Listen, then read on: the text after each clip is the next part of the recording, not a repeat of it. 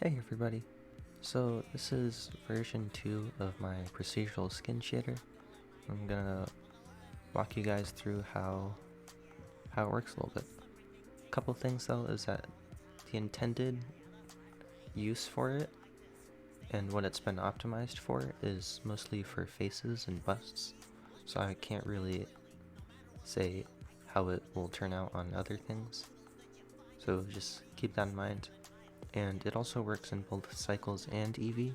If you are going to be using it in EV, then you have to turn on ambient occlusion, because this shader is dependent on ambient occlusion a lot.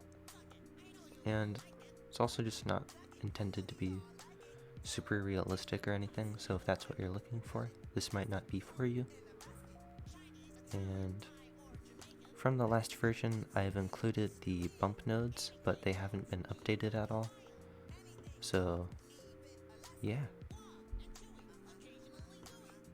So the main reason why I wanted to make this one is that I felt the last version was a bit too complicated and just finicky, especially when using the color zones. And what I mean by color zones is that usually on a face you'll have some yellowing on the top, some redness in the middle of the face, and then blueness around the bottom of the face. And incorporating that I felt was a bit too complicated, so I've found a way to try to compromise on that. And yeah.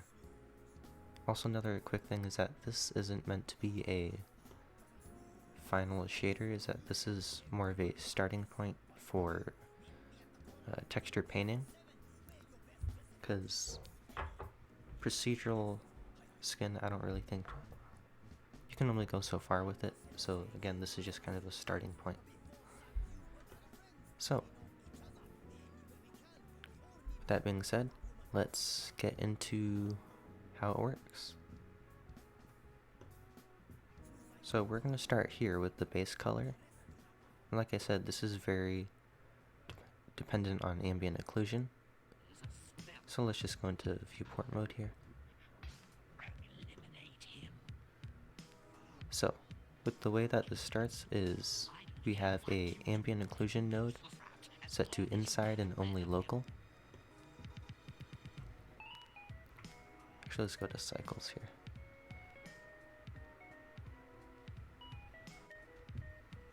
So, we have ambient occlusion set to inside and only local. And then from there, what I've done is I've taken two color ramps. One to give a general pink tone on the extremities and the kind of pointy parts. And then on the other, I've taken the other side of that and give it a general kind of flesh tone. And for the general flesh tone, what I've done is I've put it through a color ramp, or not, a hue saturation node. So what you can do is through the node group, you can change the color saturation value. And then I've just multiplied those together to get your kind of general skin look.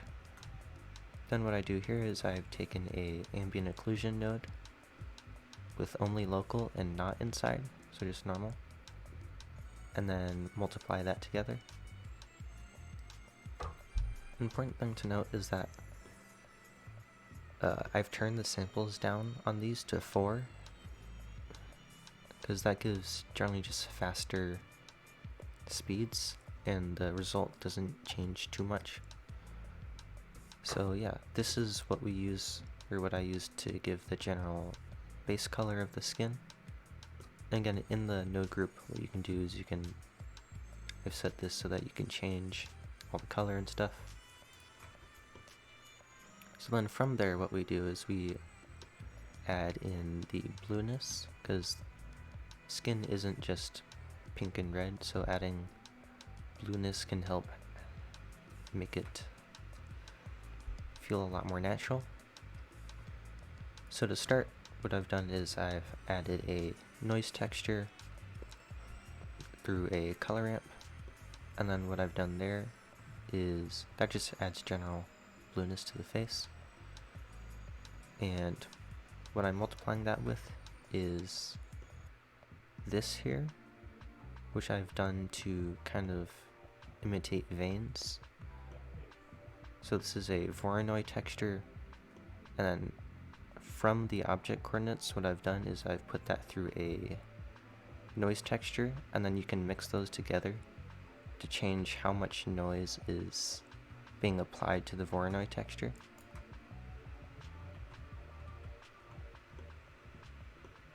And then again, you can change how big the veins are. That's not something you can control in the node group, but it's there in case you need it. And then that adds our general blueness, so we multiply those two together, and then we go on to sun damage. So earlier when I mentioned that about the color zones, I felt like having that being done through a gradient texture was just very complicated with having to deal with mapping and all that. So what I've done to add yellowing to the skin is I've taken the normals of the object, as you see here, and then I separate the X, Y, and Z and put that through a color ramp. So here what I'm doing is all of the upwards facing normals will be given a yellow color. So that kind of helps, again with the color zones, adding yellowing and just kind of a sun damage look to the model. So then what we do is we multiply that together with our original colors, and then we can change how much is being applied. For people who like go out a lot and stuff, you might want to add more. People who don't go out a lot, add less. And that's generally, yeah, that's the gist of the skin shader. But something that you can do to help take it a lot farther is adding a painted mask for the lips. Because the main thing about why I don't really like fully procedural things is that it's hard to do lips and stuff like that and other really weird stuff. So something that you can do is do a painted mask for the lips. So if you see here, this is just a 1080p texture, and then I put that through a color ramp so that where it's painted is red. I put that through hue saturation node so you can change that without going into the color ramp. And then what you do there is you multiply that with your original skin shader, and it adds that redness to the lips, because that's a really hard effect to achieve fully procedurally, and it's much easier just to use painted masks. So that's what I've done. And in this, I've included 3 different presets. One is a blue preset, one is a dark skin preset, one is a light skin preset, like you see here. And what's important to know is that in those, I've included a thingamajig to plug in your lip masks and stuff. But the way that those are being added together is in the light skin preset. Those are being run through a multiply node, whereas let's go to the blue version. The way that the lips are being added is through an add node rather than multiply. And also in the dark skin preset, it is the same thing where it's being added rather than multiplied. So that's a very important difference between those 3 that you should keep in mind.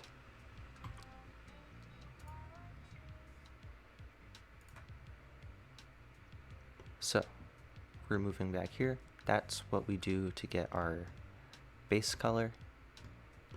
And then we're going to move on to subsurface. So this hasn't changed very much from the last version, where I'm taking the ambient occlusion inside and using that as a mask for where the subsurface should be, or where it should be at its highest and most extreme.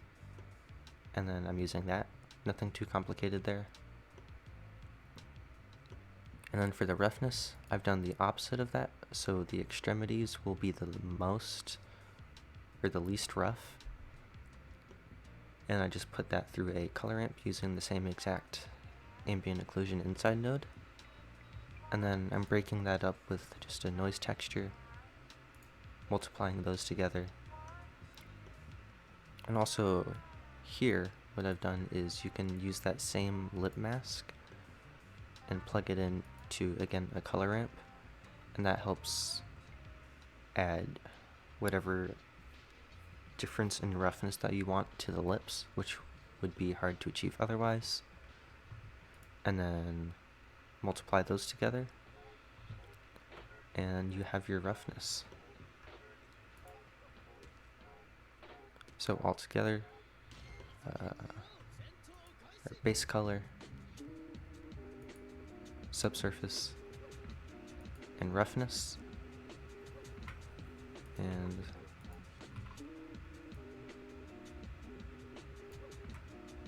together that creates your skin. So if you are going to go through making this yourself, the main takeaways are using ambient occlusion and redness and combining those in ways that looks good for your model, and then adding blueness to the face because that helps it feel a bit more lifelike, and then adding yellowing can really help kind of, again, make it feel more lifelike and help kind of imitate those color zones in the face. So yeah, and then let me just show you guys the different presets. So start with the blue. Again, like I said, I included the bump nodes from the last version, so there's nothing different there. The things that you can change through the node group is the skin color, skin saturation, skin value, redness, blueness, the strength of the veins, vein size, sun damage, again that yellowing, subsurface, roughness, lip color, and lip strength. So like I said, using this painted mask here, what we can do is, I'm just going to turn the strength all the way up. I recommend not doing that because it doesn't look the greatest. But here again, we're adding color to the lips, and then we can change the color there. So yeah, that's the blue preset. And when you don't have a mask plugged in, it's really important that you turn the strength for the lip mask all the way down, or else it will do weird stuff. So just keep that in mind. Here is the dark skin preset.